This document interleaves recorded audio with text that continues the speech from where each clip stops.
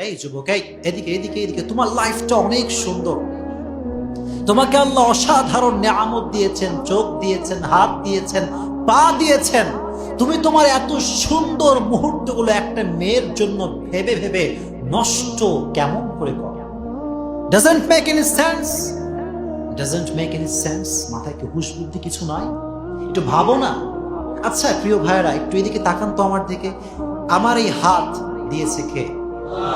আমার যে চোখ দিয়ে দেখতে হবে, এই চোখটা দিয়েছে কে? আমাকে আদর সোহাগ করবার জন্য আব্বা আম্মা দরকার, দিয়েছে কে? আমার সময় কাটাবার জন্য মোবাইল দরকার, দিয়েছে কে? আমার খাওয়ার জন্য রিজিক দরকার, দিয়েছে কে?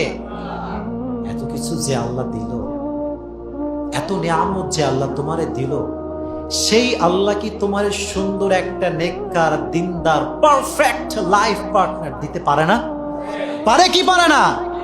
তাহলে তুমি অন্য মেয়ের জন্য এত ছায়া খায় ব্যাখ্যা কেন? তুমি কেন এরকম তোমার অবস্থা? একটু ভাবো না তুমি এই বিষয়গুলো নিয়ে। যারা মানুষকে কষ্ট দেয়, যারা মানুষের সঙ্গে প্রতারণা করে, যারা মানুষের সঙ্গে কথা দিয়ে কথা রাখে না, এদের ক্ষমাটা আটকে যায়। কবরে সব গুনাহ মাফ হয়ে গেলেও এই কষ্ট দেওয়ার গুনাহটা মাফ হয় না যতক্ষণ পর্যন্ত যাকে সে কষ্ট দিয়েছে সে যতক্ষণ পর্যন্ত মাফ না করে ততক্ষণ পর্যন্ত এই বান্দার ক্ষমাটা আটকে যায়। জোরে বলেন নাউজুবিল্লাহ।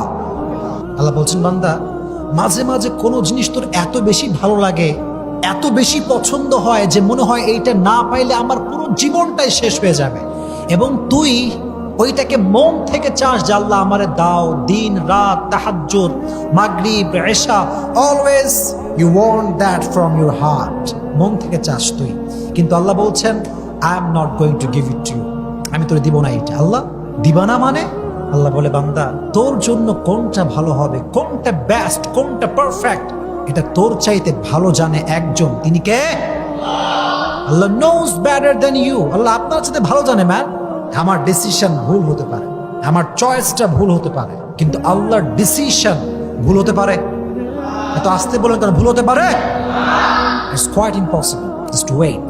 And sometimes you dislike a thing and you don't want that from your heart. Oh my Lord, I really dislike it, I don't want it.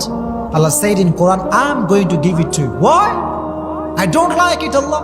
Allah said, oh my worshipper, what is good, what is bad, what's your future?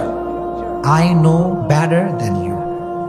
আল্লাহ বলছে, গোলাম তোর এটা অপছন্দটা আমি বুঝতে পারতেছি, তুই মনে করছিস এটা তোর জন্য ভালো না, কিন্তু আমি জানি এটা তোর জন্য ভালো হবে। বিকজ ইন ফিউচার, ভবিষ্যতে কি হতে পারে, we do not have any idea about it.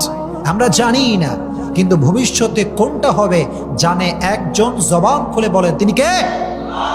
যে আপনার হাজার গালি শুনে মুচকি হাসি দেয়, যে আপনার হাজার কষ্ট দেওয়ার পরে আপনাকে ভালোবাসে, যে আপনার হাজার অবহেলার পরে আপনাকে সম্মান করে, তাকে আপনি দুর্বল মনে করবেন না। সে হচ্ছে সবচাইতে শক্তিশালী ব্যক্তি, সে হচ্ছে সবচাইতে শক্তিশালী পুরুষ, সে সবচাইতে শক্তিশালী নারী, কারণ তার কাছে ধৈর্যের মতো সবচাইতে বড় হাতিয়ার আছে। সুবহানাল্লাহ পড়েন। আর এই ধৈর্য রেখে যে মরে যাবে, যে আপনার কষ্ট, অবহেলা, গালি গালাজ এটাকে সহ্য করতে করতে মারা যাবে, ধৈর্য ধারণ করতে করতে করতে করতে মারা যাবে। ইন্নামা ইউওয়াফাস সাবিরুনা আজরাহুম বিগাইরি হিসাব।